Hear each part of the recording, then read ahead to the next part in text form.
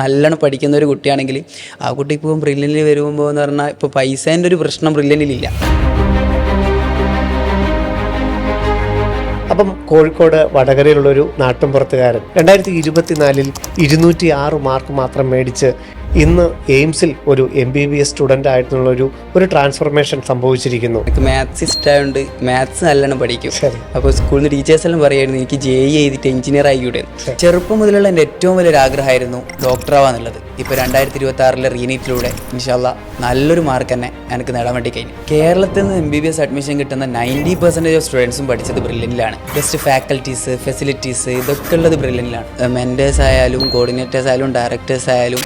അപ്പോൾ നമ്മളിപ്പം വീട്ടിലൊരാൾ എനിക്കിപ്പോൾ ഉപ്പാനോട് പറയുന്ന പോലെ ഉമ്മാനോട് പറയുന്ന പോലെ ആരോടും പറയണം. നമ്മളിപ്പം ഡൗട്ട് പോയി ചോദിക്കുകയാണെങ്കിൽ ഓർക്ക് ഭയങ്കര ഈ നമുക്ക് പഠിക്കണം എന്നുള്ളൊരാഗ്രഹം പോലെ തന്നെ ഓർക്ക് ഇവർക്ക് ഞാൻ പറഞ്ഞു കൊടുത്തിട്ട് കുട്ടിക്ക് ഇത് മനസ്സിലാവണം എന്നുള്ളത് ഭയങ്കര ആഗ്രഹമാണ്. തെറ്റുകളിൽ നിന്നാണ് നമുക്ക് എന്തും പഠിക്കാനാവും. എന്തായാലും നമ്മളിപ്പോൾ ചിലപ്പോൾ ഈ എക്സാമിന് ശരിയാക്കിയത് നമ്മൾ അടുത്ത എക്സാമിന് മറന്നാലും തെറ്റിയത് നമുക്ക് ഓർമ്മ ഉണ്ടാവുകയോ. ഈ സ്കിപ്പ് ചെയ്യാനുള്ളൊരു ടെൻഡൻസി അത് നമുക്ക് വേണം. കാരണം എന്ന് പറഞ്ഞാൽ നമുക്ക് ബയോളജീൻ്റെ ഒരു 1 വേർഡ് ക്വസ്റ്റിൻ്റെ ഉത്തരം എഴുതിയാലും ഫിസിക്സിൻ്റെ ഇത്ര വലിപ്പമുള്ള ക്വസ്റ്റ്യൻ എഴുതിയാലും കിട്ടുന്ന 4 മാർക്കാണ്. ഡോക്ടർ ആവണമെന്നുള്ള നീറ്റ് റിപ്പീറ്റ് എന്ന് പറയുമ്പോൾ പാലേ തന്നെയാണ് അവരുടെ കേൾക്കൽ. സ്കൂളിൽ നിന്ന് ടീച്ചേഴ്സും സാറുമാരായാലും ആരായാലും പറഞ്ഞത് ഇവിടത്തേക്ക് തന്നെ വരാൻ പറഞ്ഞു.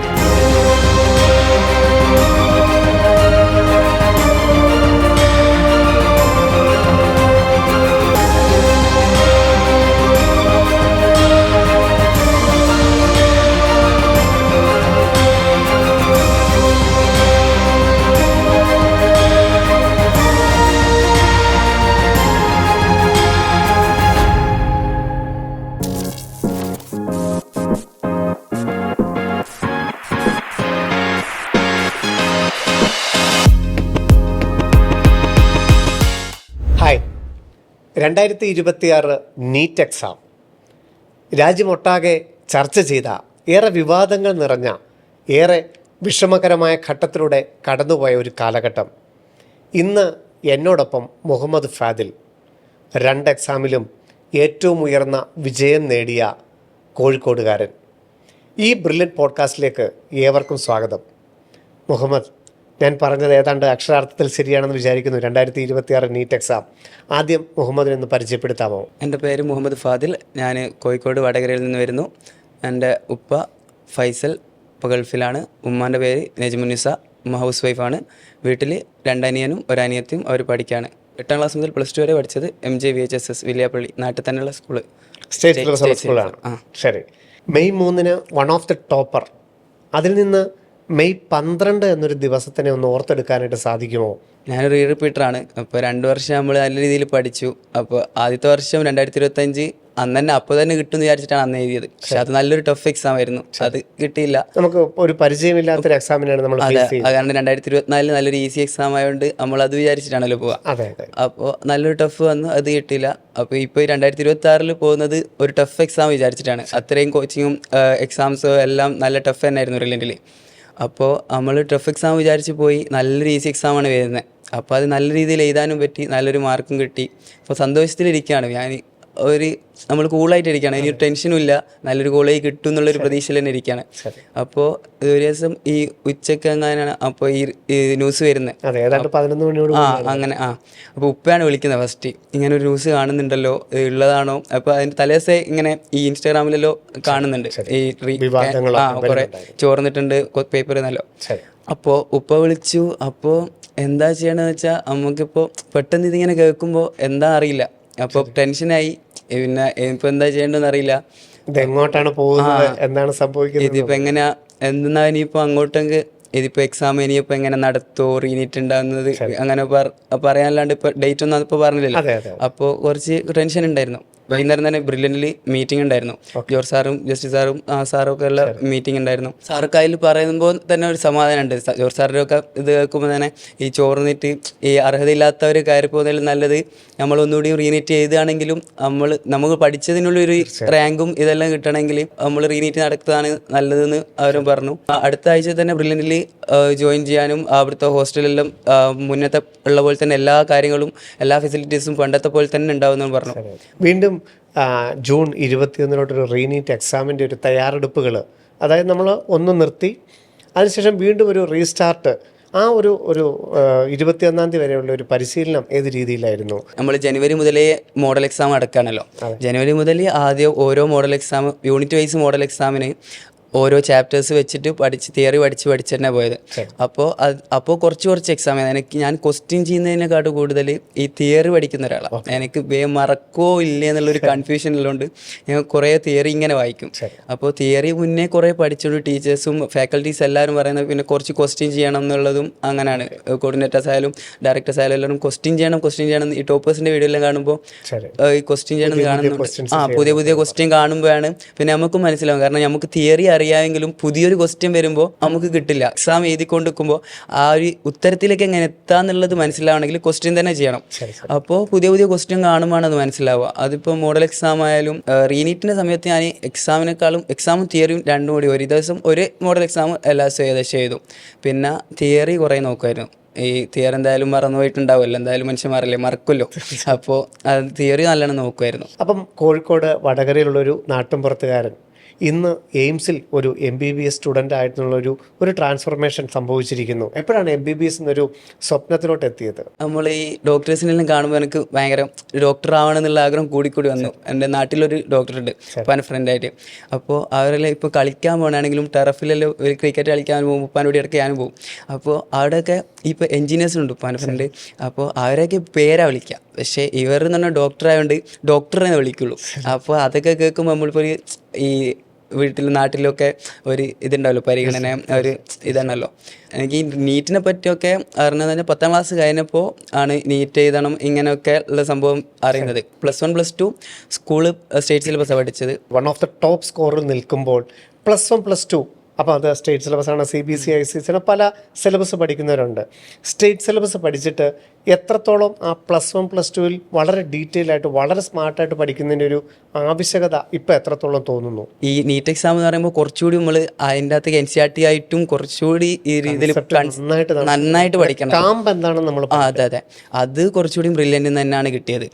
അപ്പോൾ സ്കൂളിൽ നിന്ന് എന്ന് പറയുമ്പോൾ ഞാൻ പഠിക്കുമെങ്കിലും ഈ ഇവിടെ നിന്നുള്ള ബ്രില്യൻറ്റിൽ വന്നപ്പോഴുള്ള പഠിക്കുന്ന പോലെ സ്കൂളിൽ നിന്ന് പഠിക്കില്ല. എന്താണ് ചിട്ടയായിട്ടൊരു പഠനം അല്ലെങ്കിൽ ഒരു പരിശീലനത്തിൻ്റെ ആവശ്യം മനസ്സിലായത് കൃത്യമായിട്ട് ബ്രില്യൻ്റ് ക്യാമ്പസിലോട്ട് വന്നതിനും കൂടെ ശേഷമാണ്? തീർച്ചയായും അത് തന്നെയാണ്.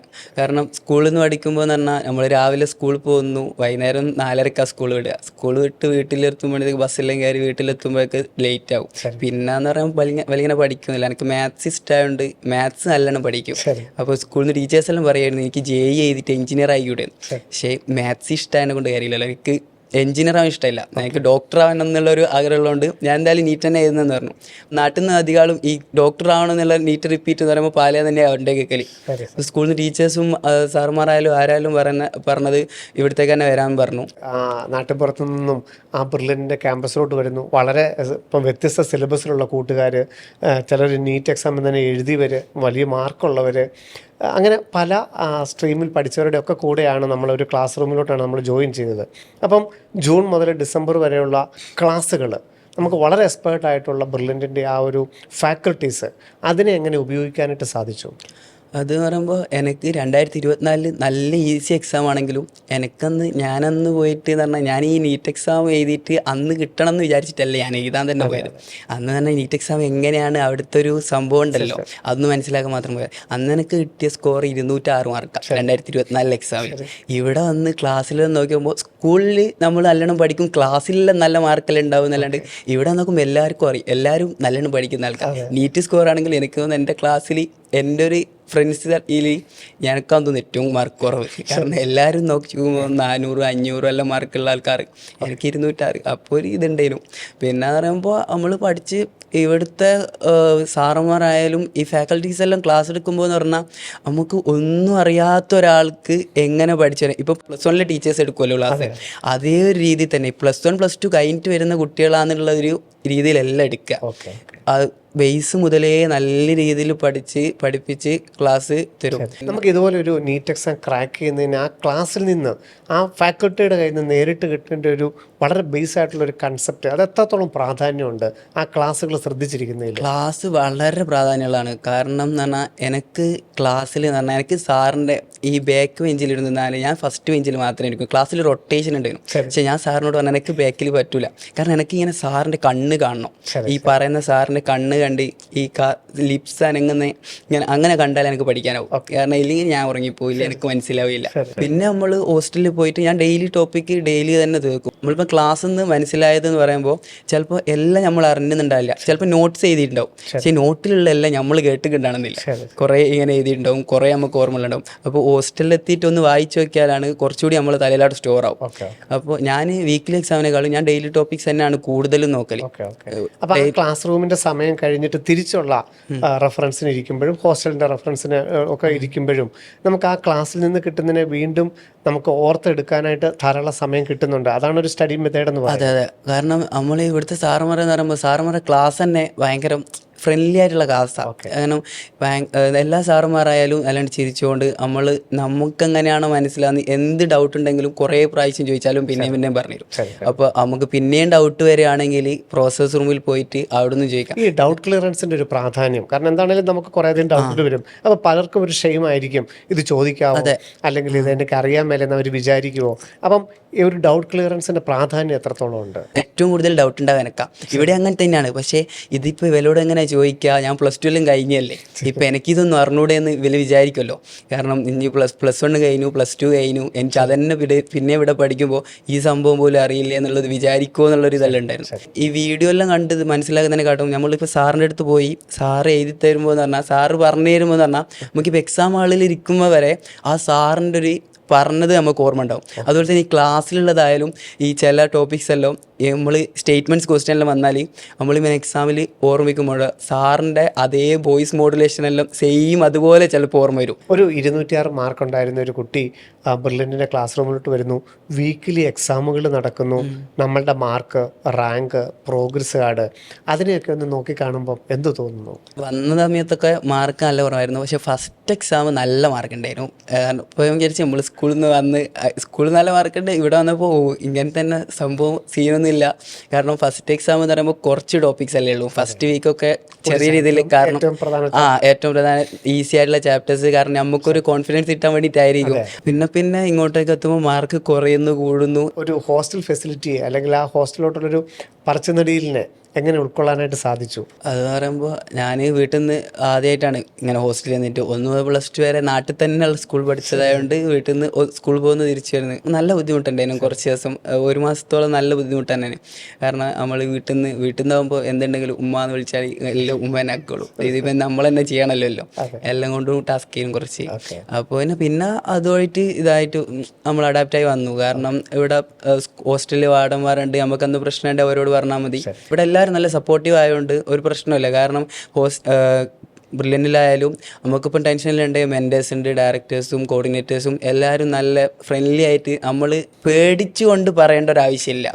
നല്ല രീതിയിൽ നമുക്ക് ഫ്രണ്ട്ലി ആയിട്ട് ആരോട് നമുക്ക് ഇടപെടാനായിട്ട് സാധിച്ചു, വലിയൊരു അനുഗ്രഹമായിരുന്നു. അതെ.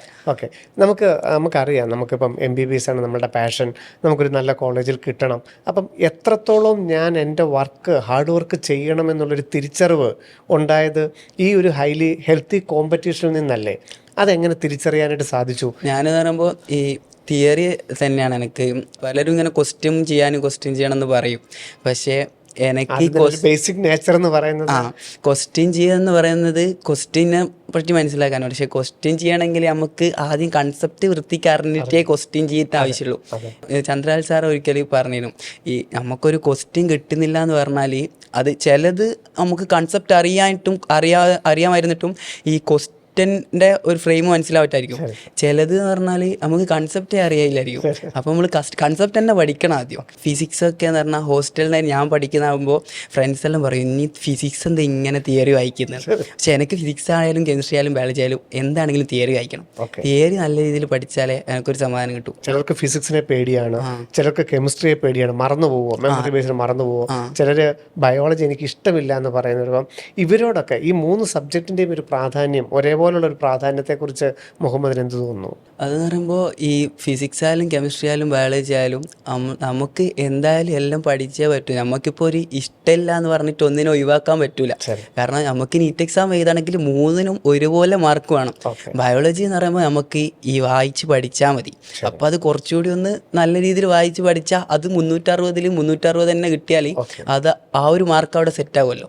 ഫിസിക്സും കെമിസ്ട്രി എന്ന് പറയുമ്പോൾ നമ്മൾ കൺസെപ്റ്റ് പഠിച്ചാലും ചിലപ്പോൾ ചില ക്വസ്റ്റ്യൻ നമുക്ക് വേറൊരു രീതിയിൽ ചോദിക്കുകയാണെങ്കിൽ നമുക്ക് കിട്ടണമെന്നില്ല. 3 സബ്ജക്റ്റിനെ നമ്മൾ ഒരുപോലെ കൊണ്ടുപോകണം. പഠിക്കുന്ന സമയത്താണെങ്കിൽ ഇതിന് കൊടുക്കേണ്ട സമയവും അവനവന് ആ ഒരു ഏതാണ്ട് ഒരു ഈക്വൽ സമയം തന്നെ കൊടുക്കാൻ ശ്രദ്ധിക്കുകയും വേണം അല്ലേ? നമുക്ക് കുറച്ചുകൂടി ടഫുള്ള സംഭവം നമ്മൾ കുറച്ചുകൂടി നല്ല രീതിയിൽ പഠിച്ച്, അതുപോലെ പ്രൊഫസേഴ്സ് ആയാലും ബ്രില്യൻ്റ് പ്രൊഫസേഴ്സ് എന്ന് പറയുമ്പോൾ നമുക്ക് പ്രൊഫസേഴ്സ് റൂമിൽ എപ്പോൾ അവൈലബിൾ ആണ്. നമുക്ക് രാവിലെ മുതൽ വൈകുന്നേരം 6 മണി 6:30 വരെയെല്ലാം ചിലപ്പോൾ പ്രൊഫസേഴ്സ് ഉണ്ടാവും. നമ്മളിപ്പം ഡൗട്ട് ചോദിക്കുകയാണെങ്കിൽ ചിലപ്പം രാത്രി ആയാലും അവർക്ക് പോകേണ്ട ടൈം കഴിഞ്ഞാലും ചിലപ്പം പ്രൊഫസേഴ്സ് ബ്രില്യൻ്റിൽ തന്നെ ഉണ്ടാവും, ഓഫീസിൽ തന്നെ ഉണ്ടാവും. കാരണം പ്രൊഫസേഴ്സ് എന്ന് പറയുമ്പോൾ നമ്മളെ കാണാൻ ആഗ്രഹമാണ് നമുക്ക് അവർ പറഞ്ഞു തരണം എന്നുള്ളത്. കാരണം നമ്മളിപ്പം ഡൗട്ട് പോയി ചോദിക്കുകയാണെങ്കിൽ ഓർക്ക് ഭയങ്കര ഈ നമുക്ക് പഠിക്കണം എന്നുള്ളൊരാഗ്രഹം പോലെ തന്നെ ഓർക്ക് ഇവർക്ക് ഞാൻ പറഞ്ഞു കൊടുത്തിട്ട് കുട്ടിക്ക് ഇത് മനസ്സിലാവണം എന്നുള്ളത് ഭയങ്കര ആഗ്രഹമാണ്. അപ്പോൾ ഒരു ഡിസംബറിലൊക്കെ എത്തിയപ്പോഴത്തേക്കും ഒരു നല്ലൊരു മാർക്കിലോട്ട് എത്താനായിട്ട് സാധിച്ചോ? ആ വീക്കിലി എക്സാമിലൊക്കെ ഒരു നല്ല പെർഫോമൻസ് തന്നെയാണോ കാഴ്ചവെച്ചത്? വീക്കിലിക്ക് എന്ന് പറയുമ്പോൾ ഓരോ ദിവസവും മാർക്ക് മാറുമല്ലോ, ഓരോ ദിവസവും വേറെ ടോപ്പിക്കാണ്. അപ്പോൾ കുറച്ച് ചാപ്റ്ററുകളേ ഉള്ളൂ. നമുക്കിപ്പോൾ ചില ചാപ്റ്റർ നമുക്ക് നല്ല ഈസിയുള്ള ചാപ്റ്റർ ആയിരിക്കും, നമ്മൾ നല്ലോണം പഠിച്ച ക്വസ്റ്റ്യനും ചെയ്ത ചാപ്റ്റർ ആയിരിക്കും. ആ പരീക്ഷയ്ക്ക് ചിലപ്പോൾ നമുക്ക് നല്ല മാർക്ക് കിട്ടും. അടുത്ത എക്സാമിന് എന്ന് പറയുമ്പോൾ ചിലപ്പോൾ അത് പഠിച്ച് കഴിഞ്ഞിട്ടുണ്ടാവില്ല, അപ്പോൾ അതിന് കുറച്ച് കുറയും. പക്ഷെ അപ്പോൾ നമ്മളിപ്പോൾ മാർക്ക് നോക്കണം, പക്ഷേ മാർക്ക് മാത്രം നോക്കാൻ പാടില്ല. മാർക്ക് കുറയുമ്പോഴാണ് നമുക്ക് എവിടെയാണ് അറിയാത്തത് എന്നുള്ളത് നമുക്ക് മനസ്സിലാവുക. അപ്പോൾ നമ്മൾ അതൊന്നുകൂടി കുറച്ചുകൂടി പഠിക്കുക. നമുക്ക് ബ്രില്യൻറ്റിൻ്റെ ഒരു മോഡൽ എക്സാം സീരീസിലോട്ട് വന്നു കഴിഞ്ഞാൽ ആ പാറ്റേണൊക്കെ ആദ്യം തന്നെ അറിയാമായിരുന്നല്ലോ. ജനുവരി മുതൽ ഒരു മോഡൽ എക്സാമിൻ്റെ സീരീസിലാണ്. ബ്രില്യൻറ്റിലുള്ള എല്ലാ വിദ്യാർത്ഥികളും ഒരുമിച്ച് എഴുതുന്നുണ്ട്. അതിനകത്തൊരു നല്ല പെർഫോമൻസ് കാഴ്ചവെച്ചാൽ എൻ്റെ കോൺഫിഡൻസ് എനിക്ക് നിലനിർത്താൻ പറ്റുമെന്നുള്ളതൊക്കെ നമുക്കൊരു ബോധം ഉണ്ടായിരുന്നു. അപ്പം ആ മോഡൽ എക്സാം സീരീസുകൾ എത്രത്തോളം ഉപകാരപ്രദമാണ്? മോഡൽ എക്സാം എന്ന് പറയുമ്പോൾ ബ്രില്യൻ്റിൽ നല്ല ക്വസ്റ്റ്യൻസും നല്ല രീതിയിലുള്ള ഇതാണ്. ഇത് പറയുമ്പോൾ എല്ലാ വിദ്യാർത്ഥികളും ഒരുമിച്ച് എഴുതുന്ന പറയുമ്പോൾ ആദ്യം യൂണിറ്റ് വൈസ് എക്സാം ഈ ഗ്രൂപ്പായിട്ടാണ്, ഗ്രൂപ്പ് 1 ഗ്രൂപ്പ് 2 പറഞ്ഞിട്ട്. അപ്പോൾ അതിൻ്റെ അകത്ത് തന്നെ 8,500 അത്രയും ആൾക്കാരുണ്ട്. കാരണം അതുവരെ നമ്മൾ ഈ കുറച്ച് ബാച്ച് മാത്രം 400 450 500 പേരിലാണ് നമുക്ക് റാങ്ക് വരും. അപ്പോൾ 8000 പേര് വരുമ്പോൾ എന്തായാലും റാങ്കിൽ നല്ല മാറ്റം ഉണ്ടാവും. നമുക്ക് യൂണിറ്റ് എക്സാം എല്ലാം കഴിഞ്ഞ് ഓൾ യൂണിറ്റ് ഒക്കെ വരുമ്പോഴേക്ക് 17,000 കുട്ടികളാണല്ലോ ഇപ്പം ബ്രില്യൻ്റിലെ എക്സാം വരുന്നത്. ബ്രില്യൻ്റിലെ കേരളത്തിലുള്ള എല്ലാ സെൻറ്ററിലെ കുട്ടികളും ഒരുമിച്ച് ഉള്ള റാങ്ക് ലിസ്റ്റാണല്ലോ വരുന്നത്. അപ്പോൾ തന്നെ എനിക്ക് ഏകദേശം എക്സാമിനും A+ എല്ലാ എക്സാമിനൊന്നും കിട്ടിയില്ലെങ്കിലും കുറേ എക്സാമിനൊക്കെ A+ കിട്ടും. അപ്പോൾ അങ്ങനെ A+ കിട്ടുമ്പോൾ തന്നെ നമുക്കൊരു സന്തോഷവും ഇതൊക്കെയാണ്. 17,000 പേര് പരീക്ഷ എഴുതുന്നു, എല്ലാ ചാപ്റ്ററുകളും 81 ചാപ്റ്ററുകൾ. അപ്പം പല വിദ്യാർത്ഥികൾക്കും അതൊരു കൺസേൺ ആണ്. എങ്ങനെ ഞാൻ ഈ 2 ദിവസത്തിനിടയിൽ ഈ 81 ചാപ്റ്ററുകൾ പഠിക്കും, എങ്ങനെയാണ് ആ 2 ദിവസം കൊണ്ട് ഞാൻ പഠിക്കേണ്ടതെന്നൊക്കെ ഒരു ആശയക്കുഴപ്പം ഉണ്ടായിരിക്കും. അപ്പം അവിടെയൊക്കെ എങ്ങനെയാണ് ബ്രില്യൻറ്റിൻ്റെ ഒരു സപ്പോർട്ട്? ബ്രില്യൻ്റിലെ സാർമാർ തന്നെ എപ്പോഴും പറയും, നമുക്ക് ഈ ഓരോ യൂണിറ്റ് എക്സാം കഴിയുമ്പോൾ ജോർജ് സാറിൻ്റെ മീറ്റിംഗ് ഉണ്ടാവുമല്ലോ, ഓരോ എക്സാം കഴിയുമ്പോൾ സാറിൻ്റെ മീറ്റിംഗ് ഉണ്ടാവുമല്ലോ. നമ്മളോട് പറയുന്നതെന്ന് വെച്ചാൽ നമ്മൾ യൂണിറ്റ് എക്സാമിന് തിയറി പഠിച്ചു, ഇനി ഓൾ യൂണിറ്റ് വരുമ്പോൾ 85 ചാപ്റ്റർ ഒരു ദിവസം കൊണ്ട് പഠിക്കാൻ ആർക്കും ആവില്ല. റോബോട്ടൊന്നുമില്ലല്ലോ, മനുഷ്യന്മാരല്ല. അപ്പോൾ നമ്മളിപ്പോൾ എന്ന് പറഞ്ഞാൽ ഈ ഒരു ദിവസം നമുക്ക് അറിയാൻ ഒരു 5 ചാപ്റ്റർ ആണെങ്കിൽ നമ്മളൊരു ടാർഗറ്റ് വെച്ചിട്ട് നമുക്ക് വേണ്ട കാര്യങ്ങൾ അന്ന് പഠിച്ച് എന്നിട്ട് വേറൊരു അടുത്ത ദിവസം കുറച്ച് ചാപ്റ്റർ അടുത്ത ദിവസം പഠിച്ച് അങ്ങനെ ഓരോ ദിവസവും ഒരു ടാർഗറ്റ് വെച്ച് നമ്മൾ ആ ഒരു രീതിയിൽ പഠിച്ചു പോയാൽ. തെറ്റിപ്പോകുന്നതിനെ കുറിച്ച്, നെഗറ്റീവുകളെ കുറിച്ച്, അതിനെക്കുറിച്ച് എന്തെങ്കിലും കൂടുതലൊരു ചിന്തിച്ചിട്ടുണ്ടോ? ഞാൻ തെറ്റിപ്പോകുന്ന പ്രത്യേക ഒരു മേഖലകളാണ്, അപ്പം ഞാൻ തെറ്റ് കുറയ്ക്കണം, നെഗറ്റീവ് മാർക്ക് കുറയ്ക്കണം, അങ്ങനെ എന്തെങ്കിലും ഒരു പ്ലാൻ ഉണ്ടായിരുന്നോ? തെറ്റുകളിൽ നിന്നാണ് നമുക്ക് എന്തും പഠിക്കാനാവും. എന്തായാലും നമ്മളിപ്പോൾ ചിലപ്പോൾ ഈ എക്സാമിന് ശരിയാക്കിയത് നമ്മൾ അടുത്ത എക്സാമിന് മറന്നാലും തെറ്റിയത് നമുക്ക് ഓർമ്മ ഉണ്ടാവുമോ? അപ്പോൾ ഈ തെറ്റിയത് എന്തായാലും നമുക്ക് ഓർമ്മ. ഞാൻ മിസ്റ്റേക്ക് ബുക്ക് ഉണ്ടാക്കുമായിരുന്നു. അപ്പോൾ ബ്രില്യൻ്റ് പ്രൊഫസേഴ്സ് ആയാലും സാർമാരായാലും ഈ മിസ്റ്റേക്ക് ബുക്ക് എന്നുള്ളത് വലിയൊരു സംഭവമാണെന്ന് ആദ്യം പറയും. അപ്പോൾ ആ ഒരു രീതിയിൽ നമ്മൾ ഇതെന്തായാലും ഉണ്ടാക്കും. അപ്പോൾ എന്ന് പറഞ്ഞാൽ നമുക്കിപ്പോൾ അടുത്ത എക്സാമിന് വരുമ്പോൾ എന്ന് പറഞ്ഞാൽ ഈ മിസ്റ്റേക്ക് വന്ന ക്വസ്റ്റ്യൻ നമ്മളൊന്ന് മറിച്ച് നോക്കിയാൽ ആ ഒരു ടോപ്പിക്കിൽ നിന്ന് വരുന്നൊരു ക്വസ്റ്റ്യൻ ഉണ്ടെങ്കിൽ അത് നമുക്ക് എങ്ങനെ കിട്ടാന്നുള്ളത് നമുക്കത് കാണുമ്പോൾ മനസ്സിലാവും. അതുപോലെ തന്നെ സെയിം ക്വസ്റ്റ്യനോ അല്ലെങ്കിൽ അതുമായിട്ട് ബന്ധപ്പെട്ട എന്തോ ക്വസ്റ്റ്യൻ വരികയാണെങ്കിൽ ചിലപ്പോൾ ഒരു ക്വസ്റ്റ്യൻ കാണുമ്പോൾ ഇതെനിക്ക് അന്ന് തെറ്റിയതാണല്ലോ എന്ന് അന്ന് ഓർമ്മ വരും. പക്ഷേ ഇത് നമ്മൾ നോക്കിയില്ലെങ്കിൽ ചിലപ്പോൾ എന്ത് തെറ്റിയെന്ന് ഓർമ്മ വരും, പക്ഷെ എന്താ ഉത്തരം എന്ന് ഓർമ്മയില്ല. അപ്പോൾ നമ്മളത് നോക്കണം. ഈ എഴുതി വെച്ചത് കൊണ്ട് മാത്രം കാര്യമില്ല. കാരണം കുറേ ക്വസ്റ്റ്യൻ ആകുമ്പോൾ ചിലപ്പോൾ നമുക്ക് നോക്കാൻ മടിയായിരിക്കും. എന്നാൽ എപ്പോഴെങ്കിലും ഒരു ദിവസമെങ്കിലും നോക്കിയാൽ നമുക്കത് ഓർമ്മ ഉണ്ടാകും. കാരണം നമ്മൾ ഒരിക്കൽ തെറ്റിച്ചത് അന്ന് നമ്മൾ ഈ എക്സാം കഴിഞ്ഞിട്ട് വീഡിയോ സൊല്യൂഷൻ ഉണ്ടല്ലോ, അപ്പോൾ അതിൻ്റെ അകത്ത് നല്ല എക്സ്പ്ലെയിൻ ചെയ്തിട്ട് ഒരു ക്വസ്റ്റ്യൻ എന്തായാലും പറയും. മോഡൽ എക്സാമിൻ്റെ ഈ 17,000 പേര് ഒരുമിച്ചൊരു കോമ്പറ്റ് ചെയ്യുമ്പോൾ അതിൻ്റെ മാർക്ക്, റാങ്ക് അതൊക്കെ എത്രത്തോളം അഫക്റ്റ് ചെയ്തിട്ടുണ്ട്, അല്ലെ അതിനെക്കുറിച്ച് എത്രത്തോളം ബോധർ ചെയ്തിട്ടുണ്ട്? ഇതൊരു ഘടകമാണെന്നുള്ളൊരു ചിന്ത മനസ്സിലുണ്ടാകുന്നുണ്ടോ എപ്പോഴെങ്കിലും? ഒരു നെഗറ്റീവ് എഫക്റ്റ് ഉണ്ടോ അതിൽ നിന്ന്? നെഗറ്റീവ് എന്ന് പറയുമ്പോൾ നമുക്ക് എങ്ങനെയായാലും റാങ്ക് താഴോട്ട് പോകുമ്പോൾ എന്തായാലും ഒരാൾക്കൊരു ടെൻഷൻ എന്തായാലും ഉണ്ടാവുമല്ലോ. പക്ഷേ എന്ന് പറയുമ്പോൾ കേരളത്തിൽ ഇപ്പോൾ നമ്മളിപ്പോൾ 17,000 പേരാണ് ബ്രില്യനിലെ മോഡൽ എക്സാമിന് അറ്റൻഡ് ചെയ്യുന്നത്. അപ്പോൾ തന്നെ കേരളത്തിൻ്റെ റാങ്ക് ലിസ്റ്റ് വരുമ്പോൾ എന്തായാലും മുന്നിൽ എന്തായാലും ബ്രില്യൻ്റ് തന്നെയാണ്. ഏകദേശം 90% റിസൾട്ട് എന്തായാലും ബ്രില്യൻ്റ് തന്നെ ആയിരിക്കും. അപ്പോൾ ബ്രില്യൻറ്റിലെ റാങ്ക് ലിസ്റ്റിൽ നിന്ന് എന്തെങ്കിലും ചെറിയൊരു മാറ്റമേ വരുള്ളൂ എന്തായാലും കേരള റാങ്ക് വരുമ്പോൾ. അപ്പോൾ അതുകൊണ്ട് തന്നെ എനിക്കിപ്പോൾ റാങ്ക് ലിസ്റ്റ് എന്ന് പറയുമ്പോൾ ഫസ്റ്റ് ഇയർ റിപ്പീറ്റ് ചെയ്യുന്ന സമയത്ത് നല്ല ഫ്ലക്ച്വേഷൻ ഉണ്ടായിരുന്നു. 3,000 കിട്ടിയതും 2,000 ഉണ്ടാവും, ചില എക്സാമിന് 1,000 ഉണ്ടാവും, ചില എക്സാമിന് 1,000-ൻ്റെ ഉള്ളിൽ 500-ൻ്റെ ഉള്ളിൽ വരാം, ചില എക്സാമിന് പിന്നത്തെ എക്സാമിന് പിന്നെയും 3,000 ആയിരിക്കും. ബ്രില്യൻ ആണെങ്കിൽ നീറ്റ് അഡ്വാൻസ്ഡ് പോലെയുള്ള ഒരു പുതിയ സിസ്റ്റം കൊണ്ടുവരികയും ടഫായിട്ടുള്ള എക്സാമും NCERT ബേസിലുള്ള എക്സാമും വീക്കിലി എക്സാമും എല്ലാം ഫെമിലറൈസ് ചെയ്യുകയും ചെയ്തു. ഈ നീറ്റ് അഡ്വാൻസ്ഡ് ക്വസ്റ്റ്യൻസ് എത്രത്തോളം ഉപകാരപ്പെട്ടു ജൂൺ 21-ാം തീയതി? നമുക്ക് 3 എക്സാം ഉണ്ടല്ലോ. വീക്കിലി എക്സാമിൻ്റെ സമയത്ത് NCERT ബേസ്ഡ് മാത്രം ഒരു എക്സാം. അപ്പോൾ അതിൻ്റെ അകത്ത് എന്ന് പറഞ്ഞാൽ ചിലതെല്ലാം NCERT സ്റ്റേറ്റ്മെൻറ്റ്സ് ആയിരിക്കും. അപ്പോൾ മനസ്സിലാവും ഫിസിക്സിൻ്റെ എല്ലാം NCERT സ്റ്റേറ്റ്മെൻറ്റ്സ് അതും വരാം. നീറ്റിനിപ്പോൾ ഇത്ര വലിപ്പമുള്ള കാൽക്കുലേഷൻ തന്നെ വരണം എന്നില്ല. അപ്പോൾ NCERT സ്റ്റേറ്റ്മെൻറ്റ്സ് വന്നാൽ അതും നമുക്ക് എഴുതാൻ പറ്റണം. അപ്പോൾ NCERT എക്സാം എഴുതുമ്പോൾ നമുക്ക് മനസ്സിലാവും NCERT ഈ ഭാഗം എനിക്കൊന്ന് വായിക്കണം. നീറ്റ് എക്സാം എന്ന് പറയുമ്പോൾ NCERT ബേസ്ഡും നീറ്റ് അഡ്വാൻസിൻ്റെ അകത്തുള്ളതും ഈ ഒരു അഡ്വാൻസ് ലെവൽ ക്വസ്റ്റ്യൻസ് ഉണ്ടാവും, മോഡറേറ്റ് ക്വസ്റ്റ്യൻസ് ഉണ്ടാവും. നീറ്റ് അഡ്വാൻസ് എന്ന് പറയുമ്പോൾ നല്ല ടഫ് എക്സാം. അത് കൂടുതൽ എനിക്ക് തോന്നുന്നത് ഇപ്പോൾ നമുക്ക് കൺസെപ്റ്റും കൂടുതൽ അതിൻ്റെ അകത്തു നിന്ന് കിട്ടും. കാരണം എന്ന് പറഞ്ഞാൽ ചില ക്വസ്റ്റ്യൻസൊക്കെ നമ്മൾ വിചാരിക്കും ഇത്രയും ടഫ് എക്സാം ഈ ക്വസ്റ്റ്യൻസ് നമുക്ക് വരുമോ എന്ന്. ഇപ്പോൾ നീറ്റ് എക്സാമിന് ഇത്ര ആകെ ഒരു ക്വസ്റ്റ്യൻ 1 മിനിറ്റ് അല്ലേ, അപ്പോൾ ഈ ക്വസ്റ്റ്യനെല്ലാം നമുക്ക് വരുമോ? പക്ഷെ അങ്ങനെയല്ല, നമുക്കിപ്പോൾ ആ ക്വസ്റ്റ്യൻ വന്നില്ലെങ്കിലും അതിൻ്റെ അകത്തുള്ളൊരു കൺസെപ്റ്റ് മനസ്സിലാവും. കാരണം ആ ഒരു ക്വസ്റ്റ്യൻ്റെ അകത്ത് ചിലപ്പോൾ കുറേ കൺസെപ്റ്റ് നമുക്ക് അതിൽ നിന്ന് കിട്ടും. 2025 ഫിസിക്സിൻ്റെ ക്വസ്റ്റ്യൻ എന്ന് പറയുമ്പോൾ ലെങ്ത് തന്നെ ഇത്ര വലിപ്പമുള്ള ക്വസ്റ്റ്യനാണ്. അപ്പോൾ അത് കാണുമ്പോൾ തന്നെ ടെൻഷനാണ്. ഞാൻ 2025 എന്ന് പറയുമ്പോൾ ഞാൻ അത് വന്ന സമയത്ത് ഞാൻ ഫിസിക്സാണ് ആദ്യം ചെയ്തത്. ഫിസിക്സ്, കെമിസ്ട്രി, ബയോളജി ആയിരുന്നു ആ വർഷം. അപ്പോൾ ഞാൻ ഫസ്റ്റ് ചെയ്യുന്ന ഫിസിക്സാണ്. ഫസ്റ്റ് തന്നെ ഇത് കാണുമ്പോൾ ടെൻഷൻ. കാരണം ഇത്ര വലിപ്പമുള്ള ക്വസ്റ്റ്യൻ, ആ ക്വസ്റ്റ്യൻ വായിച്ചു തരാൻ തന്നെ ടൈം എടുക്കും. അപ്പോൾ ഈ നീറ്റ് അഡ്വാൻസ് എന്ന് പറയുമ്പോൾ നമുക്ക് അഡ്വാൻസ് ലെവൽ എക്സാം തന്നെയാണ്. അപ്പോൾ JEE അഡ്വാൻസിനെല്ലാം വരുന്ന പോലെ തന്നെ ക്വസ്റ്റ്യൻ അത്രയും ഹാർഡ് അല്ലെങ്കിലും നല്ല ഹാർഡ് എക്സാം ക്വസ്റ്റ്യൻ ഉണ്ടാവും. ചിലതൊന്നും നമുക്ക് ഫിസിക്സിലൊന്നും 15 ക്വസ്റ്റ്യൻ ആണല്ലോ ഫിസിക്സിൻ്റെ, ചിലപ്പോൾ 5 കിട്ടുള്ളൂ.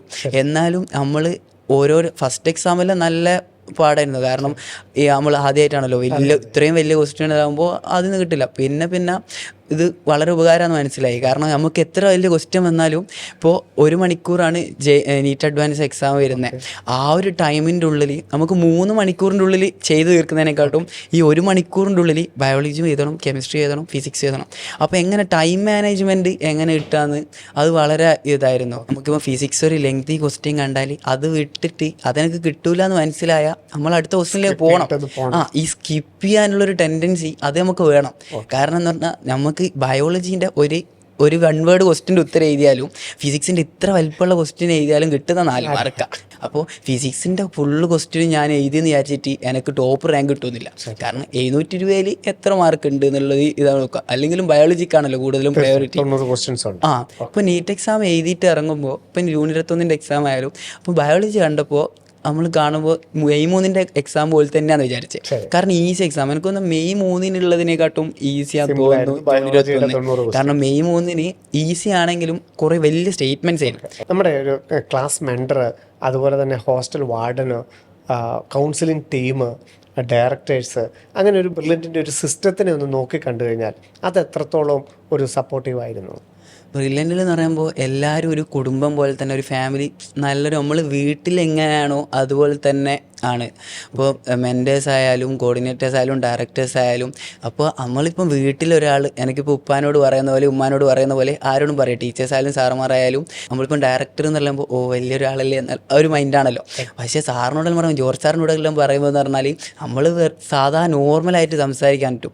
പിന്നെ ജോർജ് സാറിൻ്റെ എല്ലാം മോട്ടിവേഷൻ കേൾക്കുമ്പോൾ തന്നെ സാറിൻ്റെ ഒക്കെ ഈ സംഭവം ഉണ്ടല്ലോ, ഈ 300-ഉള്ളവർക്കും കിട്ടും 400-ഉള്ളവർക്കും കിട്ടും എന്നുള്ള സംഭവം ഉണ്ടല്ലോ, നമുക്ക് മാർക്ക് പറഞ്ഞാലും പിന്നെ ഒരു ടെൻഷനില്ല. സാർ ഓരോരുത്തരുടെ കഥയെല്ലാം പറയും, ഈ ഇങ്ങനെ കിട്ടിയ ആൾക്കാരെ കുറിച്ചും പറയുമ്പോൾ നമുക്ക് അതിനൊരു മോട്ടിവേഷനാണ്. ഇപ്പം ബ്രില്യൻറ്റിൽ എന്ന് പറയുമ്പോൾ ബ്രില്യൻറ്റിലെ ഏതൊരു സ്റ്റാഫാണെങ്കിലും ബ്രില്യൻറ്റിൽ ഈ നമ്മളിപ്പോൾ കടയിലുള്ള ആളാണെങ്കിലും എനിക്കിപ്പോൾ നമ്മളിപ്പോൾ എക്സാമിൻ്റെ തലേദിവസം അടക്കം ഞാൻ ബ്രില്യൻറ്റിലെ മറ്റേ ഫ്രൂട്ട് വാങ്ങാൻ പോയിരുന്നു. അവിടെയുള്ള ചേട്ടനൊക്കെ പറഞ്ഞ് ഞങ്ങൾ ഐസ്ക്രീം നോക്കിയപ്പോൾ ചേട്ടൻ പറഞ്ഞ് നാളെ 5:15 വരെ 3 മണിക്കൂർ 15 മിനിറ്റാണല്ലോ, 5:15 കഴിഞ്ഞിട്ട് ഐസ്ക്രീമോ എന്താ വേണമെന്ന് വെച്ചാൽ കഴിച്ചോ, ഇപ്പം ഐസ്ക്രീം കഴിക്കേണ്ടത്.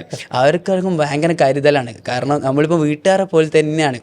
ഇപ്പോൾ മെൻറ്റേഴ്സ് എന്ന് പറയുമ്പോൾ മെൻറ്റേഴ്സൊക്കെ എന്ന് പറഞ്ഞാൽ ഭയങ്കര സപ്പോർട്ടീവ് ആയിട്ടുള്ള ആൾക്കാരാണ്. നീറ്റ് 2025 ടഫായിട്ട് വന്നു.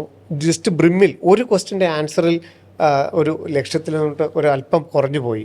പിന്നെ ബ്രില്യൻറ്റ് നൽകിയൊരു സപ്പോർട്ട്, ഈവൻ സ്കോളർഷിപ്പിൻ്റെ കാര്യങ്ങളാണെങ്കിലും ക്ലാസ്സിൻ്റെ അക്കോമഡേഷൻ്റെ കാര്യങ്ങളാണെങ്കിലും എന്തായിരുന്നു ബ്രില്യൻറ്റിൻ്റെ ഒരു സിസ്റ്റം?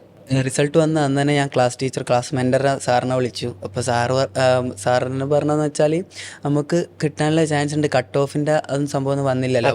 അപ്പോൾ ശിവൻ സാറിൻ്റെ വീഡിയോ കണ്ടപ്പോൾ ആ ഒരു റേഞ്ചിലാണ് കിട്ടാൻ പറഞ്ഞു. എന്തായാലും കിട്ടുമെന്ന് ഉറപ്പില്ലല്ലോ. അപ്പോൾ അങ്ങനെ ബ്രില്യൻറ്റിൽ നോക്കുമ്പോൾ 500 മാർക്കിൻ്റെ മേലെ ഉണ്ടെങ്കിൽ ഫുൾ ഫ്രീ ആണ്. ഹോസ്റ്റലായാലും ഈ നമുക്ക് ഇപ്പോൾ ട്യൂഷൻ ഫീസും ഒറ്റ പൈസയും വേണ്ട. അതാണ് ഹോസ്റ്റലും ഫുഡും പിന്നെ ട്യൂഷൻ ഫീസായാലും ഫുള്ള് ഫ്രീ ആണ്. അപ്പോൾ ഞാൻ എമറാൾഡ് ഹോസ്റ്റലാണ് ഈ വർഷം. അപ്പോൾ ഹോസ്റ്റൽ എന്ന് പറഞ്ഞാൽ നല്ല ഹോസ്റ്റലും അത്രയും ഫെസിലിറ്റി നമുക്ക് ഫ്രീ ആയിട്ട് എന്ന് പറയുമ്പോൾ നല്ലൊരു ഒരുപാട് കുട്ടികൾക്ക് ഫ്രീ ആയിട്ട് കൊടുക്കുക എന്ന് പറയുമ്പോൾ ഇപ്പോൾ ബ്രില്യൻ്റ് ഒരുപാട് കുട്ടികൾ അങ്ങനെ പഠിക്കുന്നുണ്ടല്ലോ. ഇപ്പോൾ എത്ര കുട്ടികളായാലും ഒരു പ്രശ്നമില്ല. സ്കോളർഷിപ്പ് ആണെങ്കിലും സ്റ്റുഡൻറ് മൈത്രി ആണെങ്കിലും എല്ലാ രീതിയിലുള്ള കാണാനായിട്ട് സാധിക്കും. അത് ബ്രില്യൻറ്റിൽ വളരെ നല്ലൊരു ഇതായിട്ടാണ് എനിക്ക് തോന്നുന്നത്. കാരണം ഇപ്പോൾ ആ ഒരു അച്ചീവ്മെന്റിലോട്ട് എത്താനായിട്ട് അതും ഒരു ഘടകമായി. കാരണം അല്ലെങ്കിൽ വീണ്ടും നമ്മൾ പേരൻസിന്റെ പൈസ മുടക്കേണ്ടി വരുമോ എന്നുള്ള ആ ഒരു മനസ്സിൽ ഡ്രീം ചിലപ്പോൾ മാറ്റി വെക്കേണ്ടി വന്നേനെ. പക്ഷേ നല്ലോണം പഠിക്കുന്ന ഒരു കുട്ടിയാണെങ്കിൽ ആ കുട്ടി ഇപ്പോൾ ബ്രില്യൻറ്റിൽ വരുമ്പോൾ എന്ന് പറഞ്ഞാൽ ഇപ്പോൾ പൈസേൻ്റെ ഒരു പ്രശ്നം ബ്രില്യൻറ്റിലില്ല. ഇപ്പോൾ ഒരു പാവപ്പെട്ടവനായാലും ഇപ്പോൾ പൈസക്കാർക്ക് മാത്രം ഡോക്ടർ അങ്ങനെ ഒരു സംഭവം ഒന്നും ഇല്ലല്ലോ. ഈ സ്കോളർഷിപ്പ് എന്ന് പറയുമ്പോൾ പൈസ ഉള്ളായാലും പൈസ ഇല്ലെങ്കിലല്ലോ. അപ്പോൾ സ്കോളർഷിപ്പ് എന്ന് പറഞ്ഞാൽ 500 മാർക്കിൻ്റെ മേലെ ഫുള്ള് 100% സ്കോളർഷിപ്പ്. ഒരു വ്യക്തിത്വ വികസനത്തിലും മുഹമ്മദ് ഫാദിലിന്റെ ഇനിയുള്ള ജീവിതത്തിലും ഇതും ഒക്കെ ഒരു വ്യക്തിത്വ വികസനത്തിനും ആ ഒരു ജീവിത വീക്ഷണത്തിനും ഒക്കെ അതൊരു ഘടകങ്ങളാവും. കാരണം എല്ലാവരെയും നമ്മൾ സഹായിക്കേണ്ടവർ തന്നെയാണ്. ഇപ്പം ബ്രില്യൻറ്റിൽ എന്ന് പറയുമ്പോൾ സാറുമാരെല്ലാം ഇടപെടലും ഇപ്പോൾ ക്ലാസ്സിലായാലും ഇപ്പോൾ നമ്മളിപ്പോൾ നാട്ടിൽ എന്ന് പറഞ്ഞാൽ കോഴിക്കോടുള്ള ഞാനെന്ന് പറഞ്ഞാൽ കോഴിക്കോടുള്ള ആൾക്കാർ മാത്രമേ എനിക്ക് ഫ്രണ്ട് സർക്കിളായാലും എങ്ങനെയായാലും നമുക്ക് കോഴിക്കോടുള്ള ആൾക്കാരെ കൂടുതൽ അറിയില്ല. ഇപ്പം ബ്രില്യൻറ്റിൽ എന്ന് പറയുമ്പോൾ ഓരോ ക്ലാസ്സിലും എൻ്റെ ക്ലാസ്സിൽ എന്ന് പറഞ്ഞാൽ കഴിഞ്ഞ വർഷമായാലും ഈ വർഷമായാലും കേരളത്തിലുള്ള എനിക്കൊന്ന് 14 ജില്ലയിലുള്ള ആൾക്കാരും എൻ്റെ ക്ലാസ്സിലുണ്ട്. അപ്പോൾ നമ്മൾ അത്രയും ഫ്രണ്ട്സും അത്രയും ജില്ലകളിലുള്ള ആൾക്കാരുമായിട്ട് ബ്രില്യൻറ്റിൽ നമുക്ക് ഒരു ഫ്രണ്ട് സർക്കിളിലെല്ലാം വരികയെന്ന് പറഞ്ഞപ്പോൾ തന്നെ നമ്മളെ ഫ്രണ്ട്സായിട്ട് ഇപ്പോൾ എല്ലാവരും ഡോക്ടേഴ്സ് എല്ലാ ജില്ലയിലും നമ്മളെ ഫ്രണ്ടായിട്ടൊരു ഡോക്ടർ ഉണ്ടാവും. അതൊക്കെ ബ്രില്യൻറ്റിൽ വരുമ്പോൾ എന്ന് പറഞ്ഞാൽ നമുക്ക് വേറെ എവിടെയും കിട്ടാത്ത ഇപ്പോൾ എല്ലാവരുടെയും കിട്ടണമെന്നില്ല. തൻ്റെ ആഗ്രഹങ്ങൾക്കും സ്വപ്നങ്ങൾക്കും അനുസരിച്ച് എങ്ങനെ നമുക്ക് മുന്നോട്ട് സഞ്ചരിക്കാം, ലക്ഷ്യങ്ങൾ നേടിയെടുക്കാം എന്നുള്ളതിൻ്റെ ഒരു നേർക്കാഴ്ചയാണ് നമ്മൾ കണ്ടത്. നമ്മൾ ഏത് നാട്ടിൽ ഏത് മേഖലയിൽ ഏത് സ്ട്രീമിൽ പഠിച്ചാലും നമുക്ക് നമ്മുടെ ഉള്ളിലൊരു തീയുണ്ടെങ്കിൽ, കഷ്ടപ്പെടാനുള്ള മനസ്സുണ്ടെങ്കിൽ ഇവിടെ ബ്രില്യൻറ്റിൽ ഒരു സിസ്റ്റമുണ്ട്. നിങ്ങൾക്കതിനെ വിശ്വസിക്കാം. Brilliant Study Center, India's #1 coaching center for NEET and JEE.